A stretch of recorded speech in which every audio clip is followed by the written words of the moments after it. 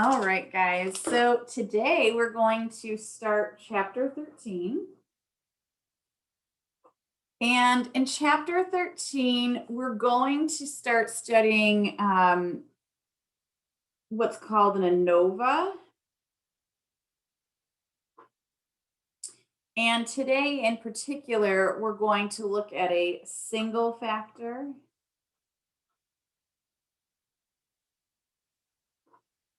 ANOVA.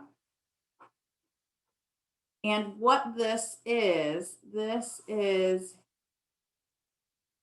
a one-way analysis of variance. And what we're trying to find out is there a difference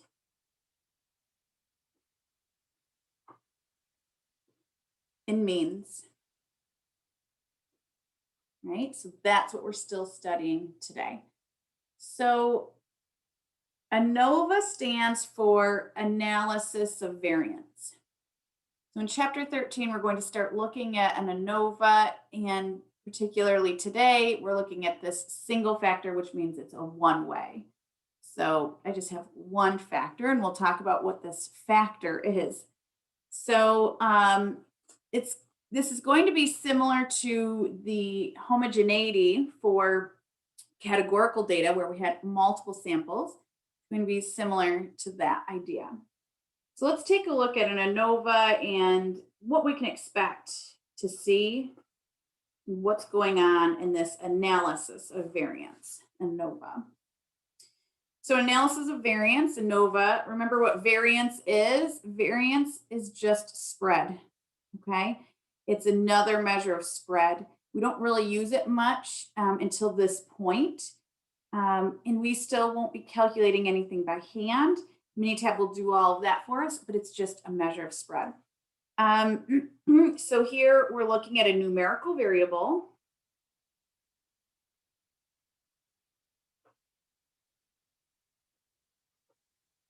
So remember, the variable is just what is being studied.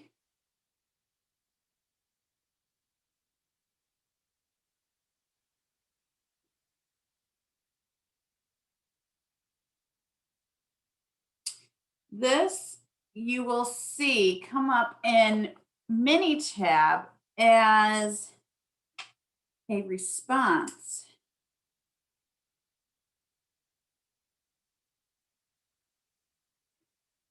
Variable, or maybe we call it the target variable. You know how I like to give you all the different terms you might see.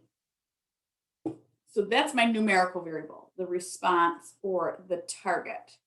Okay, so that's what we are studying. Now here in analysis of variance, we also have what we call the factor, which I already mentioned we're going to have one right now, a single factor. And this can also be called a treatment.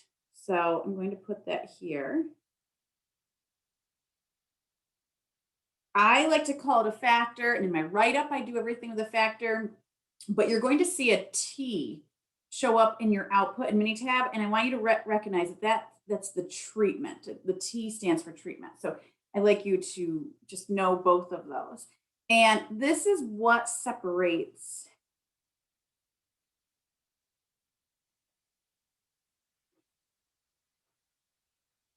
the data, where I want to put this here, into multiple groups.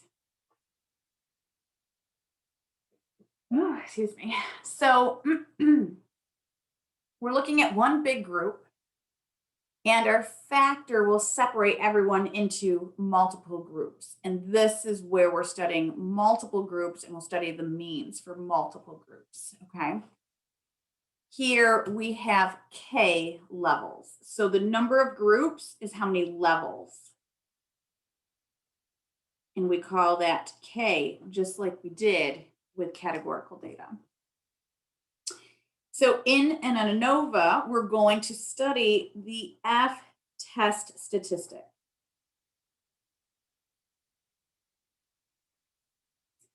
So this is a new test statistic for us. This F test statistic, this is on a skewed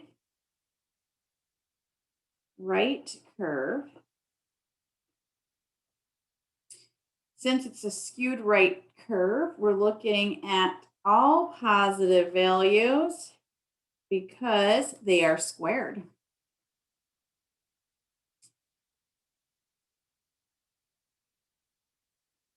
Very similar to our skewed right for categorical. So that's what I'm saying. Like a lot of this is kind of familiar in that way. Our F test statistic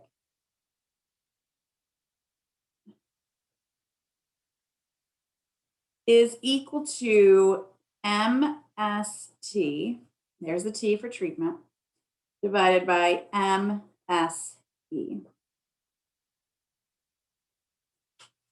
I ran out of room, so I have to go to the next page to tell you what those stand for. So MST is the mean or the average of the sum of the squares, there they are, the squares, the square terms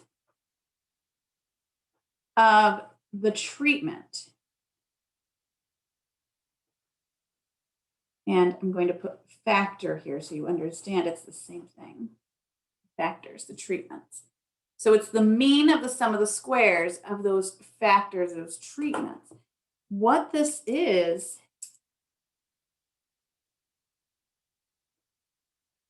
the variability or the spread between the treatments.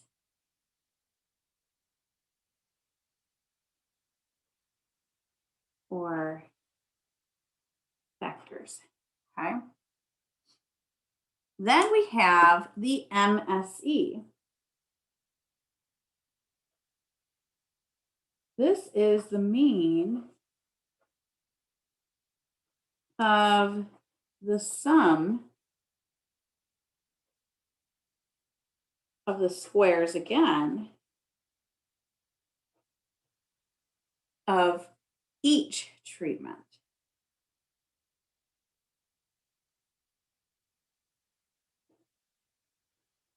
So the one above it was like individual. This is, or all together, this one's like individual, okay?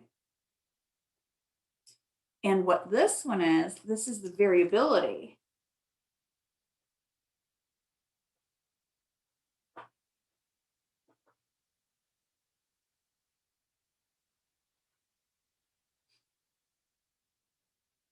Sorry, I'm out of room there. Within each treatment.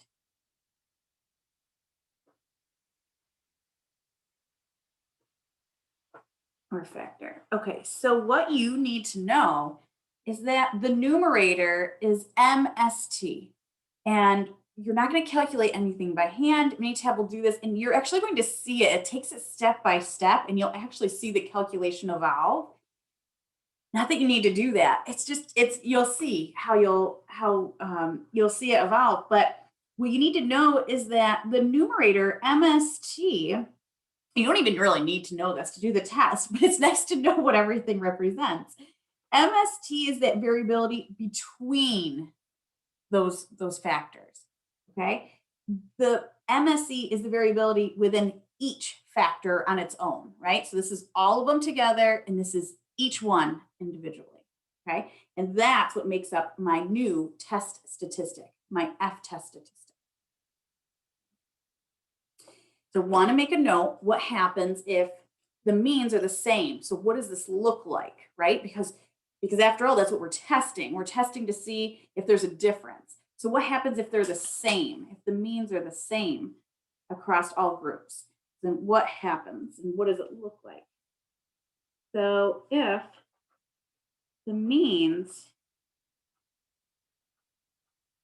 are the same, then MST should be close to MSE. So what happens if MST and MSE, so if my numerator and denominator are close to one another, then my F test statistic should be 1, right? So if the means are the same, your test statistic should be close to 1.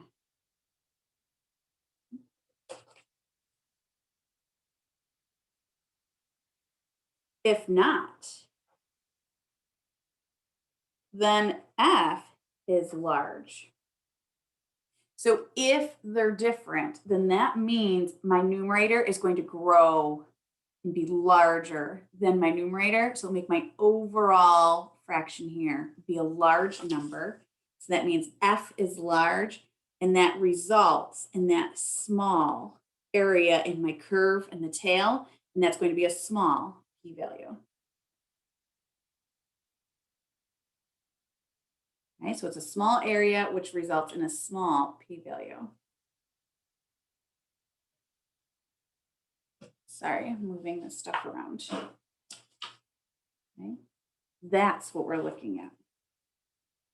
So what you guys need to know is the F test statistic and what it looks like, and so you can visualize what's going on if your means are the same or not the same, right? So if the means are close to one another and we can say that they're statistically the same, then my F will be close to 1 and my p-value will be large, right? It'll be greater than my alpha. And if they're not the same, then it's going to throw this F off, and it's going to leave us with a small p-value, a small area in the tail. Okay. All right, we have to talk about the degrees of freedom here. So degrees of freedom, we have 2 of them. And the reason for that is we have a degrees of freedom for my numerator and a degrees of freedom for my denominator. And maybe I'm going to put it back up here. I can write it down here still, but I'm going to add it to the notes up here, so it's right next to it. But my degrees of freedom, I have 2 numbers. My numerator, degrees of freedom, k minus 1. So it's something we can calculate. It's the number of levels minus 1. And it's n minus k. So it's my sample size minus my number of levels. So we will make a note where these come from and which one goes what. So my MST, degrees of freedom, that's my first number. You always write it in this order, is k minus 1. So you always write numerator, degrees of freedom, comma, denominator, degrees of freedom. And then my MSE, degrees of freedom, n minus k. I'm just going to add it to my previous page of notes so we have this. Here. Put degrees of freedom equal k minus 1 n minus k. Then that way we have that information there. Since after all, if we're in a testing process, we will report it like that. So let's just talk about maybe something we would, like an example that we could see, like what kind of thing we'd be talking about, which I think you could probably visualize, although that was kind of a lot. We could kind of visualize what we might have and what we might be talking about. Anything numerical, and now we just have multiple groups, but I want to kind of just an example down writing. So maybe we're going to look at student credit card debt.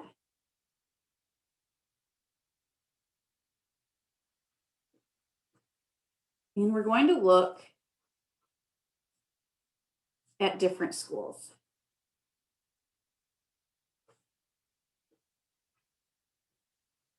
Okay. This keeps coming out of focus. Probably because I'm moving it. Okay, so maybe we're going to study credit card debt for RIT students, U of R students, and then maybe Nazareth students. There's E in there, Nazareth students, okay? So we have like just different students and their credit card debt, and I might have different sample sizes, okay? Maybe I have a few here, more here, and a little bit less there, okay? What I want you to look at, this right here is how I'm splitting up the students, right? Right here, the school is how I'm dividing out that group of students. And so here I have 3 levels. So that means K is equal to 3.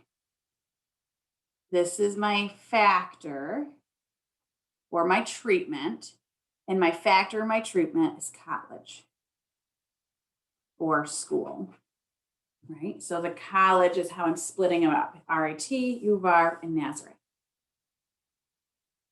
That's that factor, that treatment. What we're studying is the credit card debt, right? It's the numerical variable. That's what we're studying, that credit card debt. Let's just write that.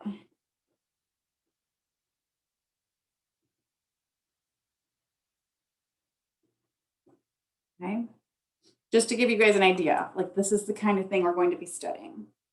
So I'm going to give you your requirements, but after we work through the testing process. I could do it before, but I want to give you a break because I feel like that was a lot because it's so new and it's kind of a lot going on with that.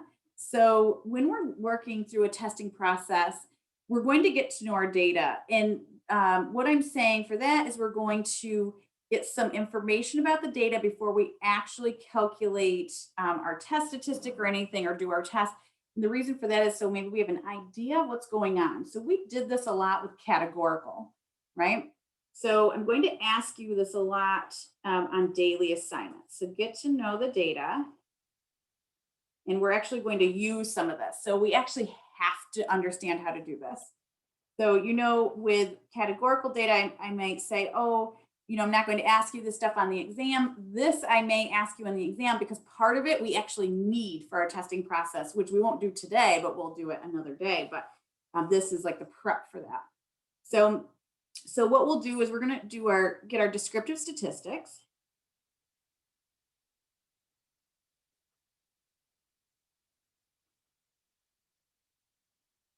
And we definitely want to get the means. Okay. I like to see the median. I like to see the standard deviation, maybe IQR, a couple different things. But the key one right here is the mean, since after all, that is what we're studying, right? So we definitely want to get the means from our descriptive statistics. We can look at some comparative box plots.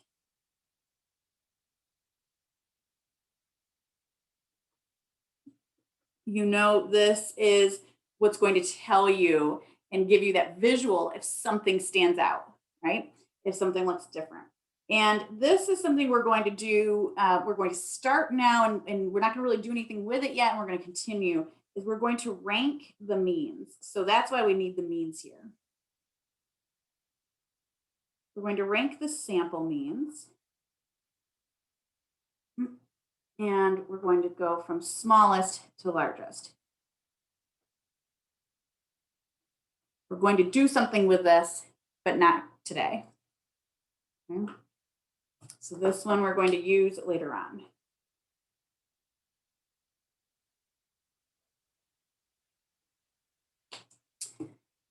And then of course, we kind of want to make a statement or identify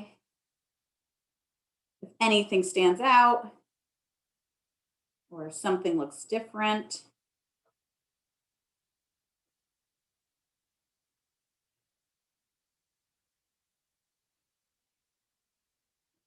So if one of the means is larger than the other, smaller than the other, something like that is what you want to identify, since after all, that's what we're studying. So let's take a look at our testing process. You're not going to really see a huge difference, but there's going to be a few things that, you know, are going to change. So this is our one-way ANOVA test.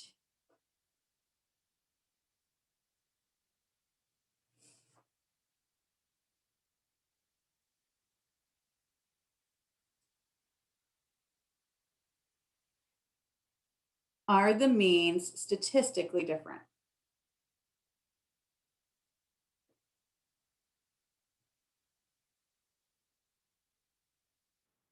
You know, we can look at the sample means and see if something looks different, but we're wondering, are they statistically different? So is there something different enough to say that they're not the same? Okay, so with our population step, we're going to identify the variable. Remember, there's just one variable, and that's what we're studying. We're going to identify the factor or the treatment. You don't have to write both down. I'm just writing both. I want you to call it whatever you want. Like I said, I call it the factor typically, but a lot of times you'll see me write both. So it's versatile for everyone, no matter what you want to call it. So the factor treatment. So this, I'm just going to make a note. This is what separates the data.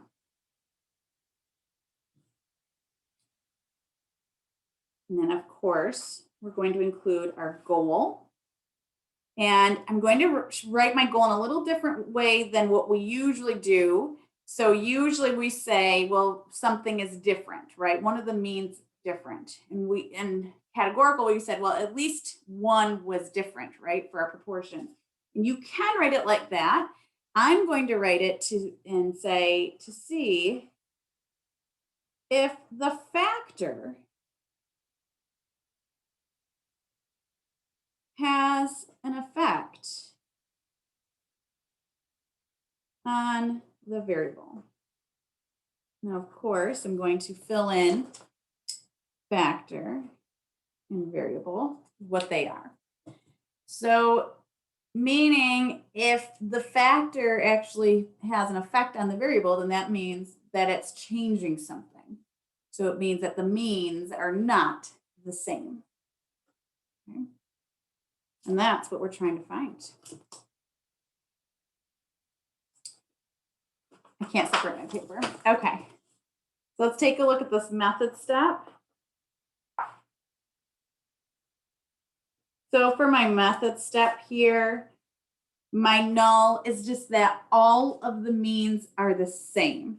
So it depends. You have as many as k, right? So the number of levels you have.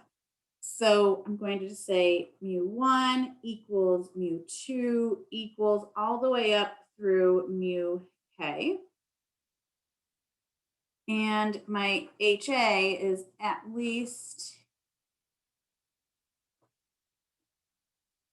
one mean is different.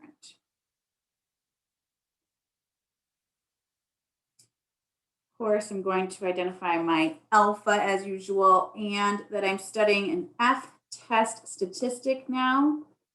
And this has degrees of freedom, which is equal to k minus 1, comma, n minus k.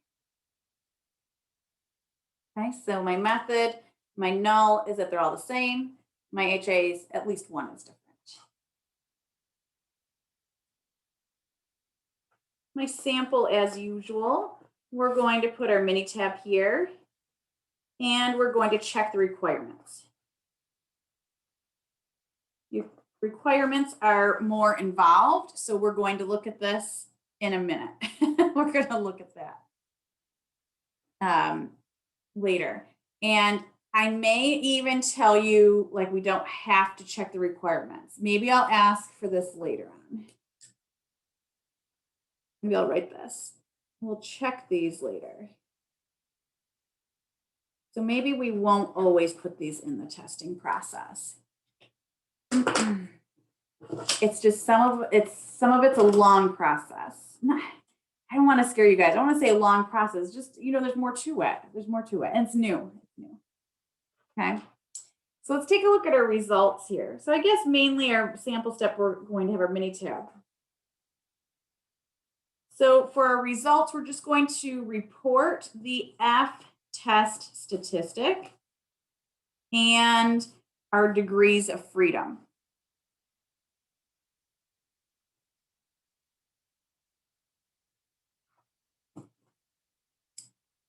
This is the K minus 1 and N minus K.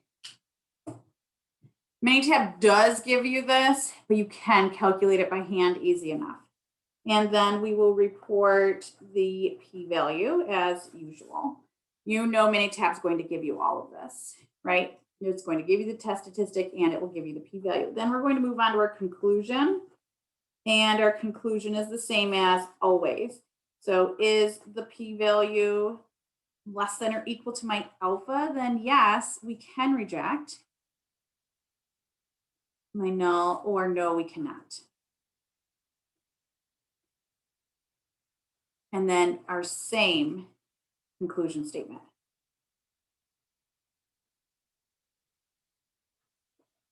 Nothing new here, right? So our sample does or does not support whatever our goal is, that the factor does have an effect on our variable. Okay. All right, so our testing process really isn't anything unusual for us, right? It's what the output looks like, and it's what's doing is a little bit trickier for us and a little bit different. What I want to mention, sorry, I didn't have this up here. What I want to mention about our conclusion is our conclusion will say, okay, that if our p-value is small, that the factor does have an effect on the variable, meaning that at least one is different, right? But we don't know which one. Our F-test statistic will tell us if something's different, but we won't know which mean is different. And that's going to be something that we're going to do again another day, know which one is different. So we'll just know something's different. We won't know which one is different yet. Okay. All right, I want to show you guys what this output looks like so you can get a feel for it. And then we'll work through an example and we'll work through, plugging everything in and taking a look at those requirements and everything like that. So I just want to show you this real quick. This is on page 5 of the typed notes, but I'm going to share my screen so you can see it. Remember, we're on day 15. Here it is. Okay, so this is what our output looks like. So it looks a little overwhelming because it's a table, but remember we had a table also when we're looking at multiple samples of categorical data. So it is a little overwhelming at first, but I think we get used to it. And I just want to show you, look at all these values. So this is what everything is. It's like labeled, but look at this. This is my degrees of freedom column. So right here is my degrees of freedom for my numerator, K minus 1. It will be given to us. The next one down will be the degrees of freedom for my error or for the variability within each treatment. Okay, that's N minus K. And then it has total degrees of freedom, which just ends up being N minus 1, right? If you put these together, if you add them together, just N minus 1, the K's cancel. Then the next column actually takes the sum of those squares, right? So it takes the squares and it adds them up. We don't do anything with these numbers, but you could just see this F-test statistic evolving. And then the next column is taking the average, the mean of those sum of the squares from the previous column, dividing it by the degrees of freedom, K minus 1 and N minus K. And then my F-test statistic is in my next column output right here. It's the only number here, and it's always in this top row. And what it is it's this number here, the MST divided by the MSE. So you could just see everything going, starting left and then working its way right to come up with this F value. So you can see it evolving, and then it has the P value right here.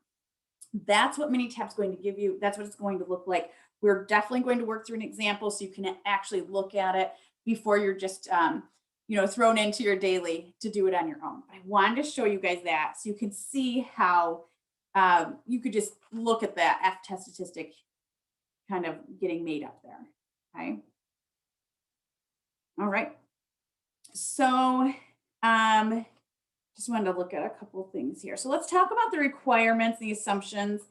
I don't want to overwhelm you, but we do have a few that we have to check for this F-test statistic. And one's the same, then something else is a little different, okay? So I'm going to stop sharing my screen and we'll take a look at these. So here for my requirements, and I'm going to say requirements and assumptions because here we're going to have two requirements that we're going to assume true. Those are my assumptions. And then we have two requirements we need to check. So the first two we're going to assume true. So the first one is that K samples are random samples. So our samples are random. Doesn't look right, but. And the second one that we're going to assume is always true, that K samples are independent. So they must be independent and they must be random. So we're going to assume true all the time. So we will not check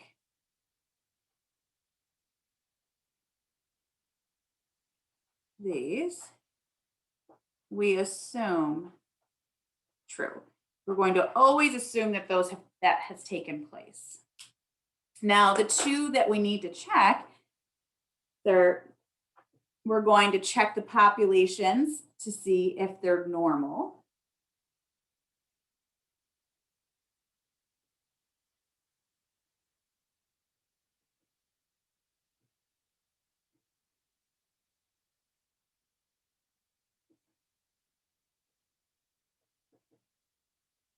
So I could do this two different ways.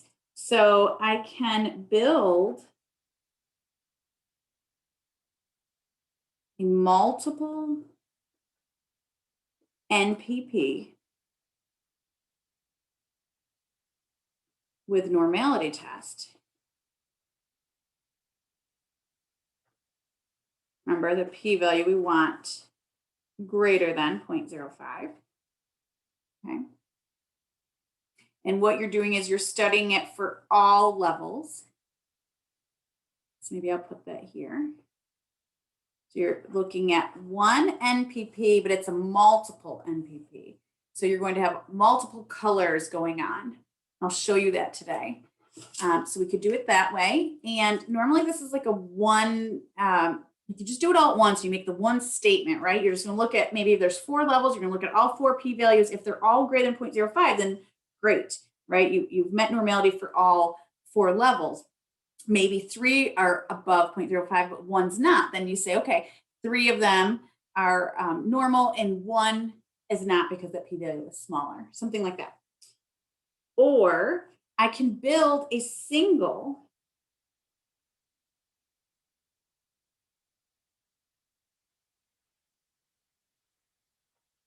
NPP of the standardized residuals.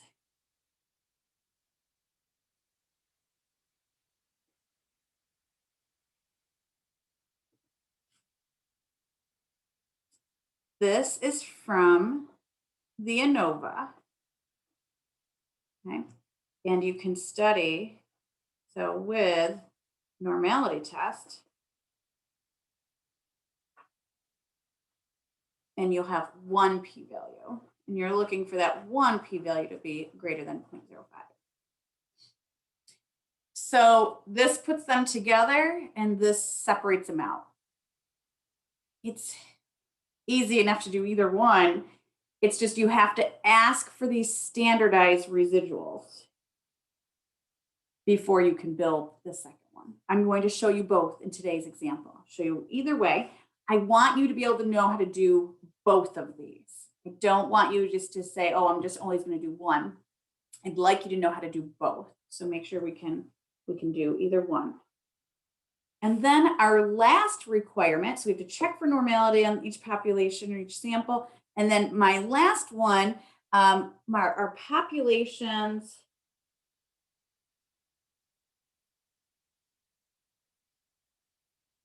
must have equal variance. So for this, we're going to use a new testing process and do something. So it's kind of like the normality test where I have like a little mini testing process, same thing here. So that's what I'm saying, something new, maybe a little bit longer than what we're used to looking at. So this is called the Levine's test.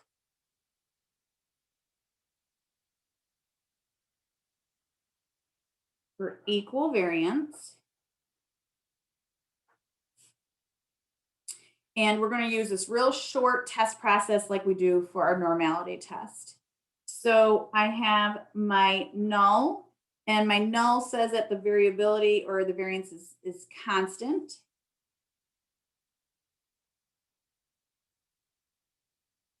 So that's the same, equal. That's the one we want. And my HA is that's not constant.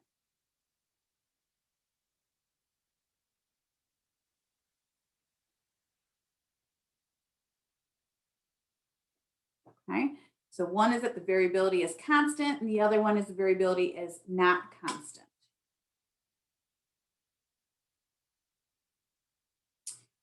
So what we're going to do is we're going to report the Levine's p-value. We'll find that in the output here. And we have our conclusion. So our conclusion,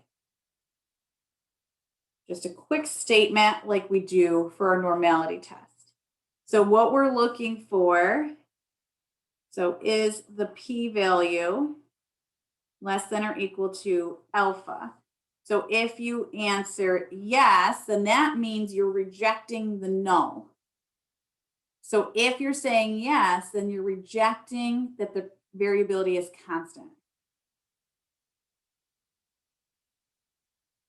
If you answer no, then you do not reject the null. And what happens is if you don't reject the null, then you are saying that the variability is constant. That's the one you want. So I'm going to put some arrows here. Want this to be true here, okay? I want it to be no. That's the one we want. So I want my p-value to be greater than alpha. Similar for the normality test, right? So I want that p-value to be larger.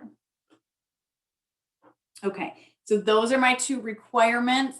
Let's say that we'll ask for those after the testing process. We won't put those in the testing process, okay? So I'm gonna make a little note up here. So I'm just going to say requirements, check later, do not include in test. How about we do that? Okay, so for my sample step, we'll just include our mini tab, and then I'll ask you a separate question after to check those requirements because it is long and maybe we might not have time every time to check the requirements. Okay.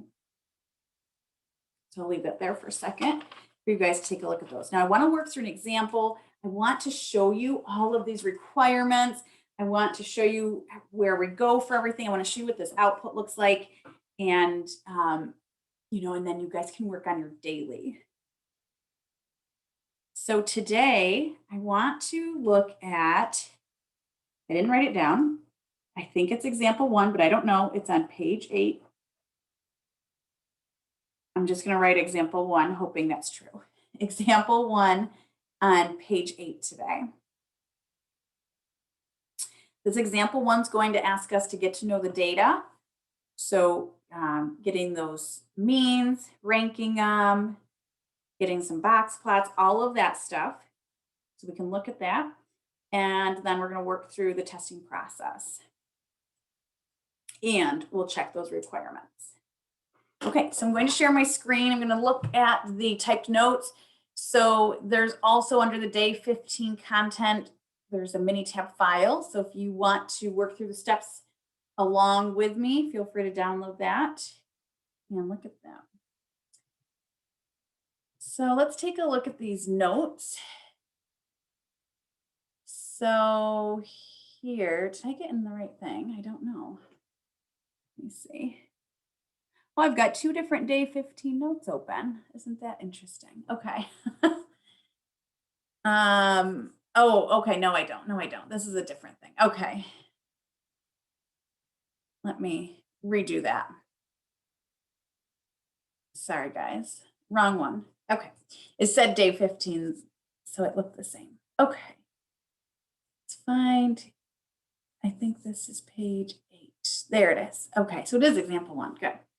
So what we're looking at here is advertising techniques and selling this particular drink product, and it's tested in 4 different cities, right? San Francisco, LA, San Diego, Sacramento. So the number of sales for the product in each 4 cities randomly selected.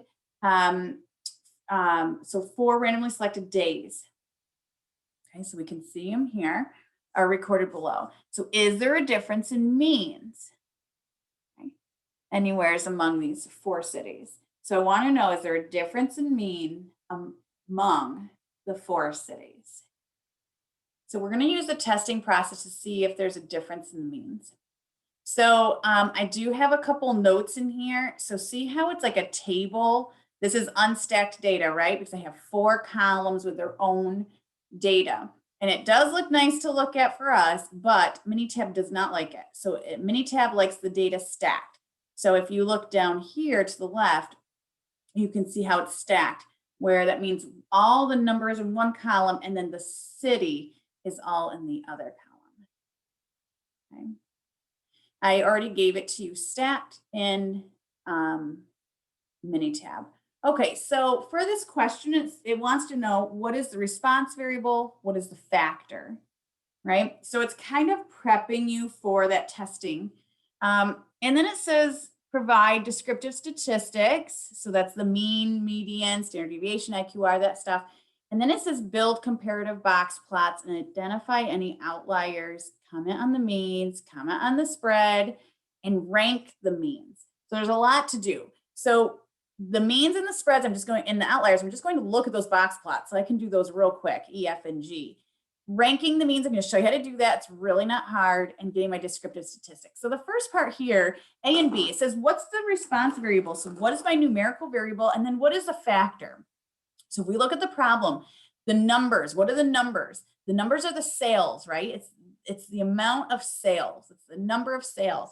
So my numerical variable, my response variable is the sales and the factor. So how am I splitting everything up? It's into the cities. You guys see it? It's easy to see when you have it in this type of a table. So my factor is the city, or my treatment's the cities, and it's 4 levels, right? I have 4 of them.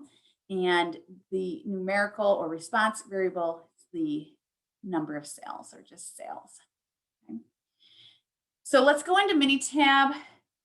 Now, of course, I didn't download, I don't think, oh, I did. Okay. So let me share that, and we can take a look at how to do all this stuff. Okay, so here's my Minitab.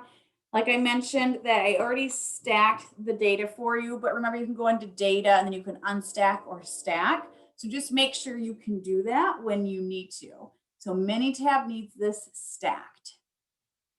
Okay, so it wants us to get some descriptive statistics and some box plots. So descriptive statistics, we've already done this before, but it's been a while. So you go to stat, basic statistics, and then descriptive statistics. I'm going to click in here. I'm going to tell it what variable. It's just, I only have 1 column with numbers in it. So it's only going to show 1 column, and that's the sales. So I'm going to bring that in. You can separate it out. You need to separate it out is what I should say. If you just wanted to get the average of all the numbers together, you would not separate it out. But we don't want to do that. We want to look at the average, or that sample mean for each city. So I want to separate it out by the variable, which is by the city. Remember, if you click on statistics, then that means you get to choose what's shown and what's not. It's up to you. It really asked for mean, it asked for median. Don't really need N missing and non-missing. I have my min and my max, my standard deviation, my median. It really wants the interquartile range. I'm going to include that. I'm going to click on OK and OK again. Remember, what we're really interested in is this first column here, the mean. So you can see it's separated out by the city, and I'm looking at the means. So the means 31.8, 36, 16.2, and the 31.2. I mean, look at this 16.2. This really stands out to me. It's a lot smaller than the others. The others are in the 30s, and that one's in the 16. So just looking at this, I'm getting to know my data, and I'm thinking something is going to be different, and I think it's going to be the San Diego. Now, our test today will tell us if something's different. It won't tell us which one is throwing it off. That's next class. So we won't know. We can't place that blame on San Diego just yet. If we do reject or null, we're going to save that for next class. Okay. So I have this. This is my descriptive statistics. I'm just going to copy and paste this and bring it into my Word doc. So while we're here in Minitab, I'm going to go ahead and take a look at my box plots. So I'm going to look at graph and then box plot. So remember with the box plots, I can do a couple different things. So if it says 1Y, it generally is like looking at that I have one column here of data, right? Multiple Ys would mean I would have unstacked, so I'd have multiple columns. But I only have one column, but I don't want to do a simple because that would just be a box plot of all these numbers together. I want to separate it out with the groups. So I want to separate it out by the factor of the treatment. So I'm going to choose the second one over. So it's like a single with groups, trying to think how the wording is on a Mac, because I know it's slightly different. It might say single or simple, and then with variables maybe, or something like that. So we'll click on OK. My variable, my sales, my categorical variable, that's how I'm going to separate it out, and that's with city. Now you can add different things. You can change the orientation. You don't have to, right? So I'm just going to click OK to be quick with it and move on. So when I click OK, this gives me a really nice visual. We could really see that that San Diego is quite a bit lower. I don't see any outliers, right? That would be an asterisk up on the top beyond our whisker or down on the bottom below any of my whiskers, right? So when you're looking at this,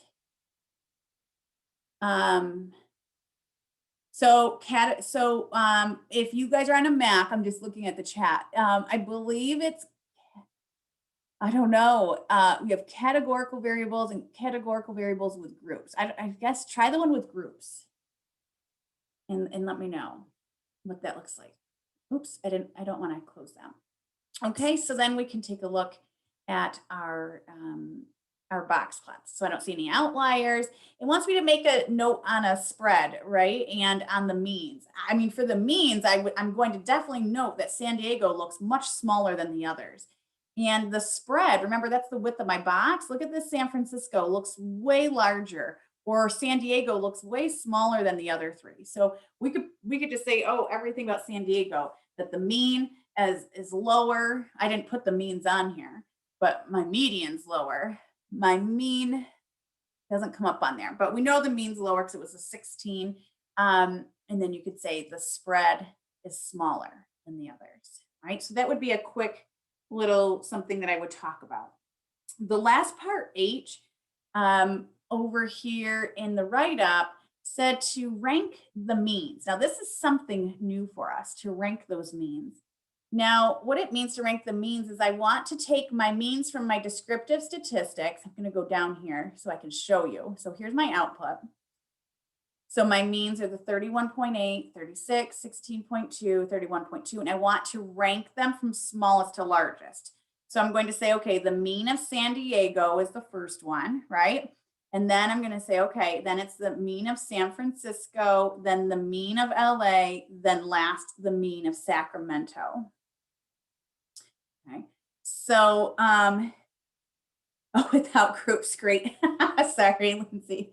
So we're finding out that its max is the categorical variables without groups. Okay, we could always take a look if someone wants to share their screen a little bit later too. Thank you so much for that feedback. I appreciate that. So I'm going to show you what it looks like when I rank these means. See, look at, here's my comparative box plots. Look at, I put the means on here and I have these lines going to the medians. It's just extra stuff. You don't have to do that, right? It's extra stuff. Hit here. Here's my ranked means. Okay. So when we have our ranked means, we have, I'm showing it with mu. You can type mu, right? Instead of the symbol mu. And then I just abbreviate SD, SF, LA, SAC, okay? And I just leave space in between them. So I'm going to fill something in between them later on, not today, another class. I believe it's next class, okay? But that's how we rank our means. All right, so let's take a look. I gotta stop sharing here to switch the captioning over. Sorry guys, it's because I have a full screen and then I can't do it. There you are. Okay. All right, there you go. So let's take a look back at our notes. And our notes now are saying, okay, let's complete for part 2, the testing process. So we want the ANOVA and the complete test process. So the complete test process, we're going to mention our variable and our variable in our sales. I don't really have these labeled, which is not the best. That's not what I meant to do. So our sales is our variable. Let's get some of these labeled. And my factor or treatment is the city. And that's 4 levels. And then my goal is to see if the city has an effect on sales. So my goal is very simple. My whole population step is very simple. I really cut down on the testing process. You're going to see we're going to cut down on this a lot. But for now, I kind of want to have all this labeled for you guys. So for my method, I have my null. So my null is that all the means are the same. You already ranked the means, you already typed them up, copy and paste them and put equals in between all of them for now.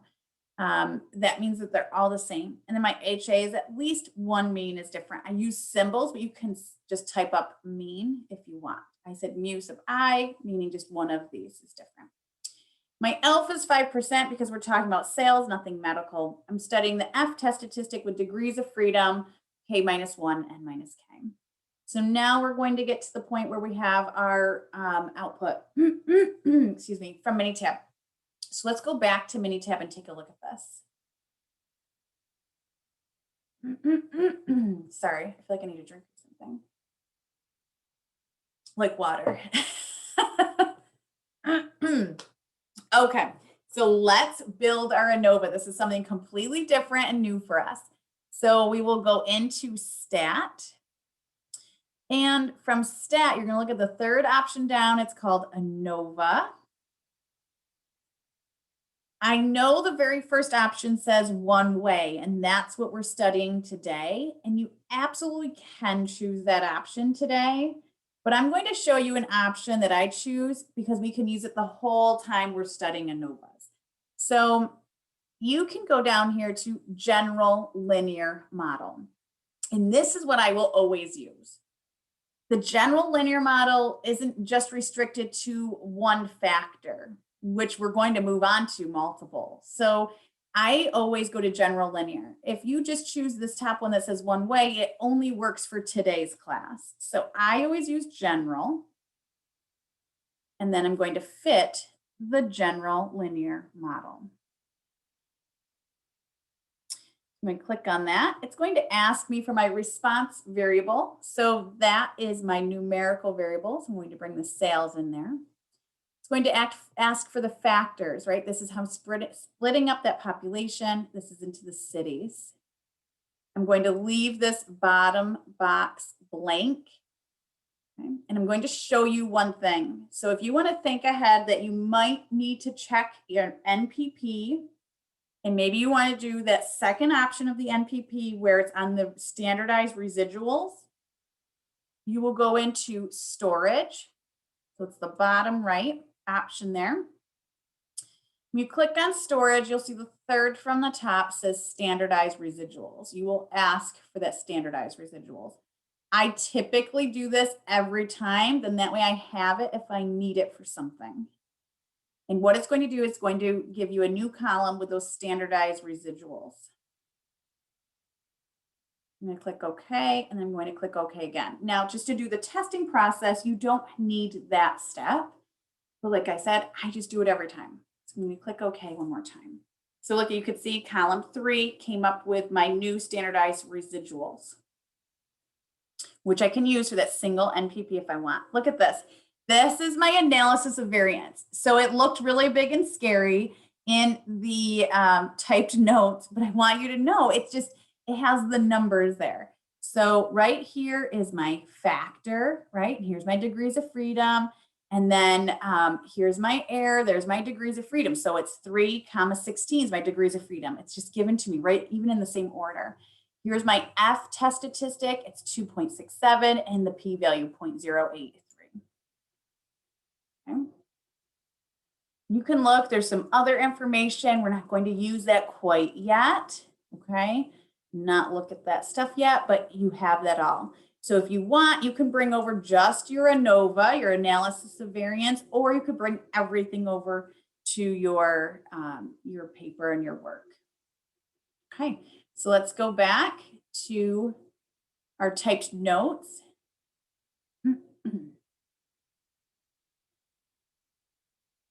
You'll see where I have this all put in here. I highlighted what I'm interested in, right? I'm highlighted in what I need to know. So here is a statement of the ratio of the mean squares treatment for the mean squares error is F test statistic. I don't even write that. I just report the F test statistic. Okay. And it's 2.67, degrees of freedom 3,16, p-value 0.083. I was certain we were going to reject the null. What happens? My p-value is not less. We cannot reject that null, right? I'm going to say 0.083 is not less than 0.05. We cannot reject the null. At the 5% level of significance, the sample does not provide sufficient evidence to say the city has an effect on sales. Now, we could see visually it looks different, but it's not statistically different. So it's not different enough. That's what it's saying. Okay. All right, so now part 3, it says, let's check the assumptions and the requirements. So it says, all right, let's check the NPP and look at a normality test, and let's check that equal variances. So let's go back to Minitab and take a look at these. So when I go back to Minitab, I'm going to look at my NPP and my normality test first. The reason why I'm going to do that first is because it's something familiar, and I think it's nice to start with something familiar. So I could do this 2 different ways. I'm going to show you both ways. So the first way I talked about was getting an NPP. So I'm going to go to graph probability plot, the same as always. And I'm going to do a multiple NPP. So I'm going to choose multiple here. And I'll separate it out by the groups or by the factors. So I'm going to choose multiple and click OK. So it wants to know, okay, what is my variable I'm graphing? This is my numbers, my response, my numerical variable, whatever you want to call it. That's the sales. And then I'm going to look right here at my categorical variable. How am I separating those sales out? By city. So you can see it's very familiar. I do the same thing over and over again. I'm constantly looking at the sales and separating it out by the city. Okay, so we'll bring that over. I don't have to do anything extra. I could just go ahead and click OK. So this looks a little overwhelming because there's a lot more going on than what we're used to. Usually we just see blue dots everywhere, right? Now I have all these different colors. I have blue, red, green, purple. It's just showing you for the different data sets. And there's only a few dots because we only had a few, like 5 pieces of information for each city, right? But look at over here to the right.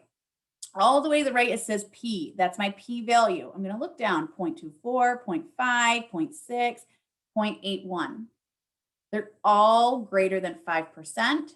So therefore, I can assume normality for all 4 cities. Done.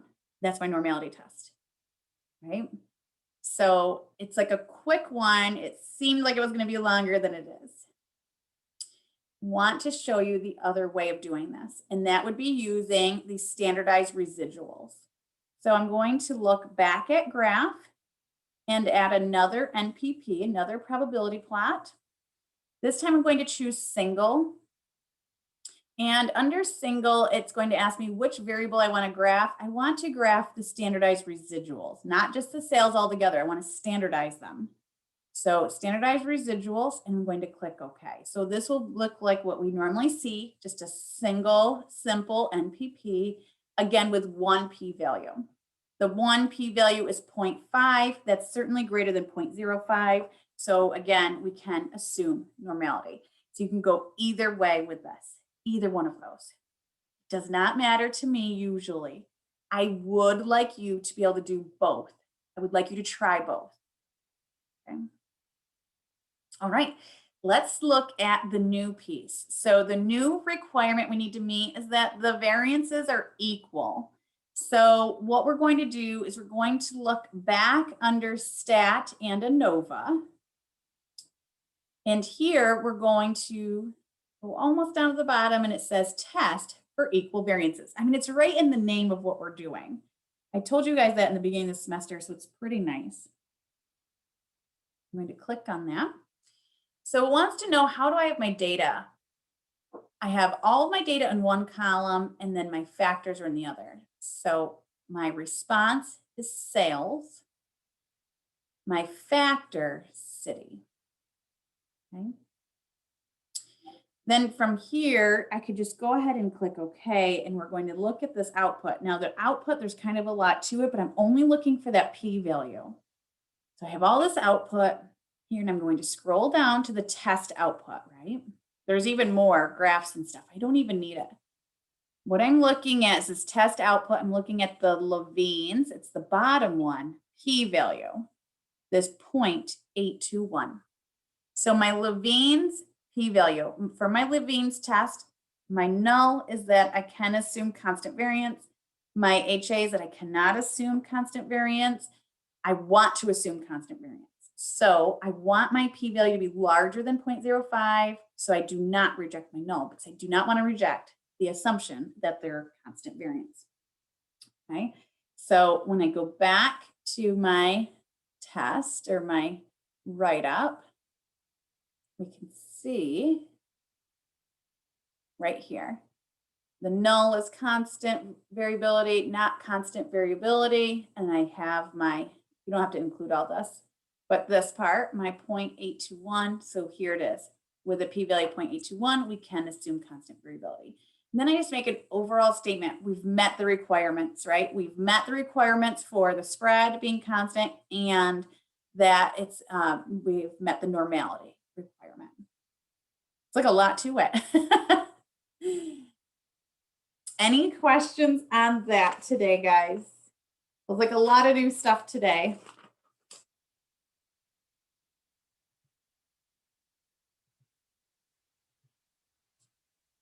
Any questions for me on that stuff? All right, so I'm going to open the daily. I'll stop recording this first.